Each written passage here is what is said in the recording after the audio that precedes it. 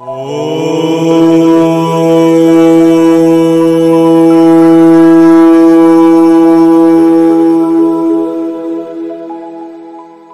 ছোট্ট বন্ধুরা, তোমরা সব কেমন আছো? আজকে আবার সুন্দর একটা মজার অঙ্ক নিয়ে তোমাদের সামনে আমি এসে হাজির হয়েছি।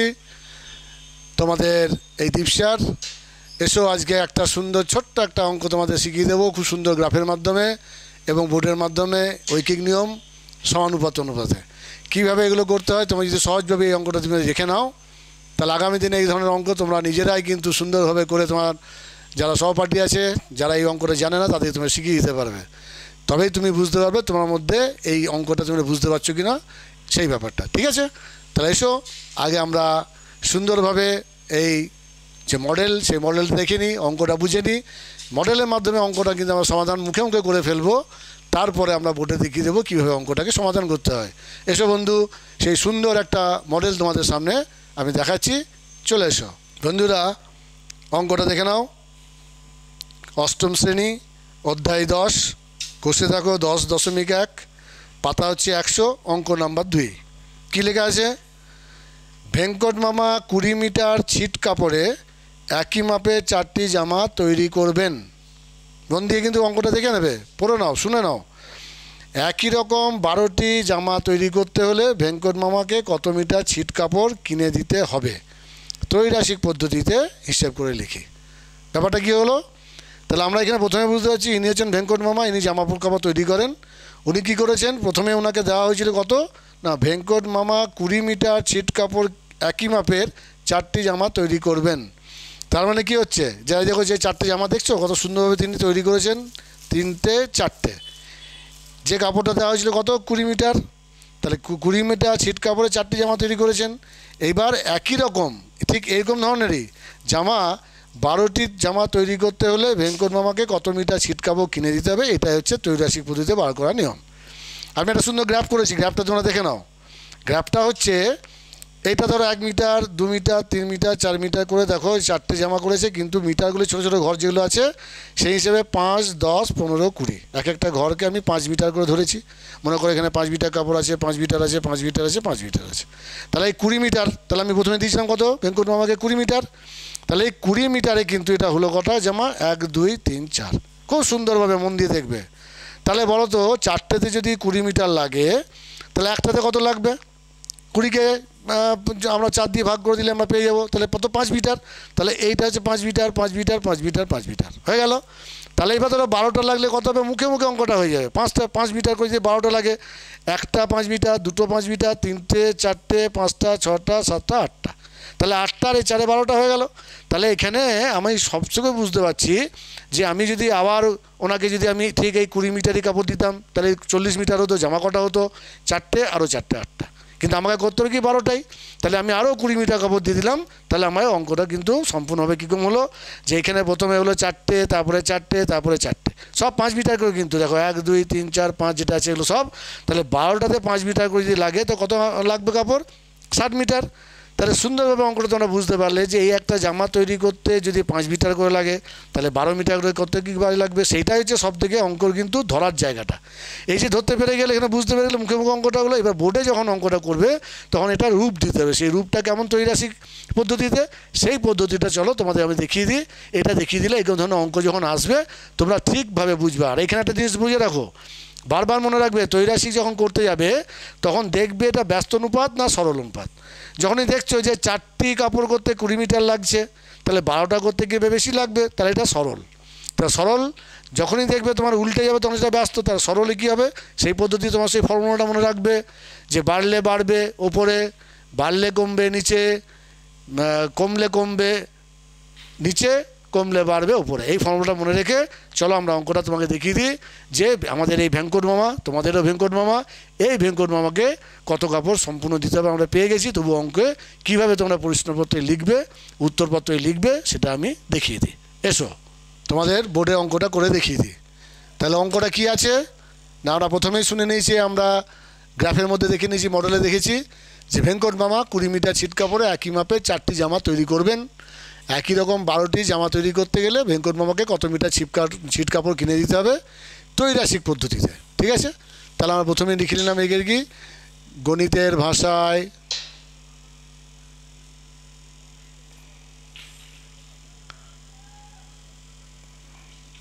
সমস্যাটি, তাই না? এখানে লিখবো কি ত্রৈরাশিক পদ্ধতি। আমরা প্রথমে জেনেছি ত্রৈরাশিক করে আমাদের করতে হবে, ত্রৈরাশিক পদ্ধতিতে হলো। তাহলে এখানে কি আছে, জামা কটি, 4টি। কাপড়টা যেহেতু বলেছে আমাদের লাগবে, সেই জন্য আমরা শেষে দেবো, এটা তোমরা সবাই জানো। 4টি। কাপড় কত পরিমাণ, এখানে যদি আমি লিখতে পারি সংখ্যা, পরিমাণ লিখতে পারি, সেটাও হবে। 4টি, তো আমি লিখেও দিই এখানে সংখ্যা, এখানে পরিমাণ, ঠিক আছে। 4টি কত লাগছে,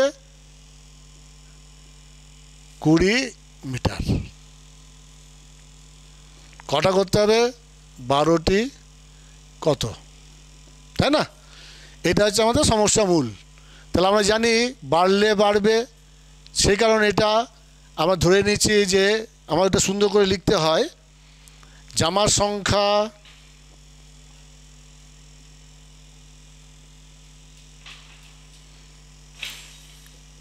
বাড়লে কাপড়ের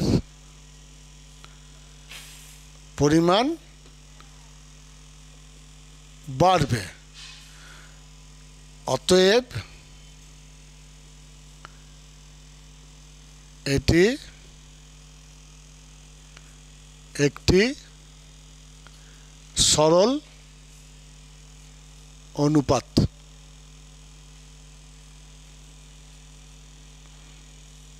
হলো। তাহলে আমরা যদি এই অঙ্কটা এইভাবেই করি, তাহলে আমরা পাবো কি, অনুপাতের অঙ্কগুলো 4:12 20/20 জিজ্ঞাসা চিহ্ন। আমরা কিন্তু সবসময় জন্য জানি যখন এটা সরল থাকবে তখন সরলভাবে থেকে যাবে। এটাকে আমরা লিখবো কেমন, 4/12 লিখবো কত, 20 জিজ্ঞাসা চিহ্ন। এটা তো নিয়ম।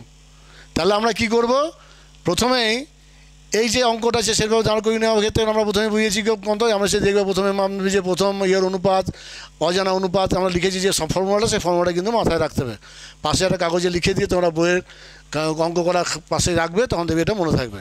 তাহলে জিজ্ঞাসা চিহ্ন, এই যখনই আমরা জিজ্ঞাসা চিহ্ন দেব অনুপাতের ইজিক্যাল টু কত হবে, তখন কী হবে, তোমাদের লেখাই ছিল দেখবে এইটা হবে কত, সম্পূর্ণটা কত হবে সেটা তোমরা কিন্তু প্রথমে দেখে নেবে যে 12 গণিত 20 হবে, এটার সঙ্গে এটা গুণ /4।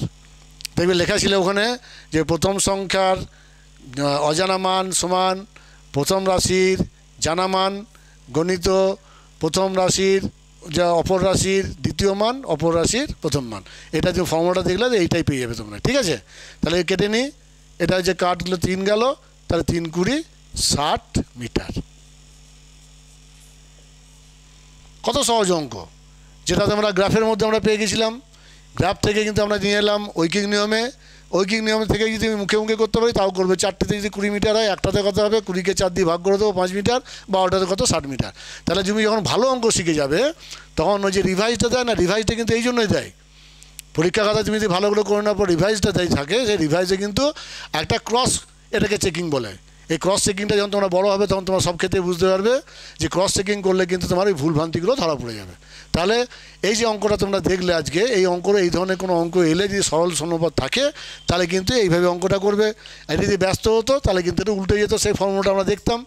আগামী দিন যখন এই অঙ্কগুলো করবে তখন কিন্তু ফর্মুলাটা পাশে রাখবে, খাতার মধ্যে রাখবে, এবং আমার অঙ্কটা যে অঙ্কটা প্রথমে দেবে সেই অঙ্কটা প্রথম করার চেষ্টা করবে। শিওরলি ওটা হয়ে যাবে। যদি না হয় তুমি আমার এই অঙ্কগুলো দেখে নেবে, দেখার পরে সেই অঙ্কটা সুন্দরভাবে করবে। তো বন্ধুরা, আজকে যদি তোমাদের এই অঙ্কটা খুব সুন্দর লেগে থাকে, ভালো লেগে থাকে, তাহলে তোমরা এই অঙ্কটাকে আরেকবার দেখে নেবে, তাহলে আরও সুন্দর হয়ে যাবে। এবং তোমার সহপাঠীদের তুমি এই অঙ্কটা পাঠিয়ে দেবে। যদি তারা বুঝতে পারে তাহলে বুঝবে তুমি অঙ্কটা খুব সুন্দর বুঝেছো। আগামী দিনে আরও ভালো অঙ্ক পেতে গেলে তোমরা আমার এই চ্যানেলটি সাবস্ক্রাইব করবে। যদি তোমাদের কোনো রকম সমস্যা থাকে তোমরা কমেন্ট বক্সে কমেন্ট করবে। এবং আগামী দিনে আরও ভালো অঙ্ক পেতে গেলে আগামী আমার চ্যানেলে তোমরা এসো। দেখো, তাহলে খুব সুন্দরভাবে অঙ্কগুলো শিখতে পারবে। আবার নতুন একটা অঙ্ক নিয়ে আগামী দিনে তোমাদের সামনে টিপস স্যার হাজির হবে।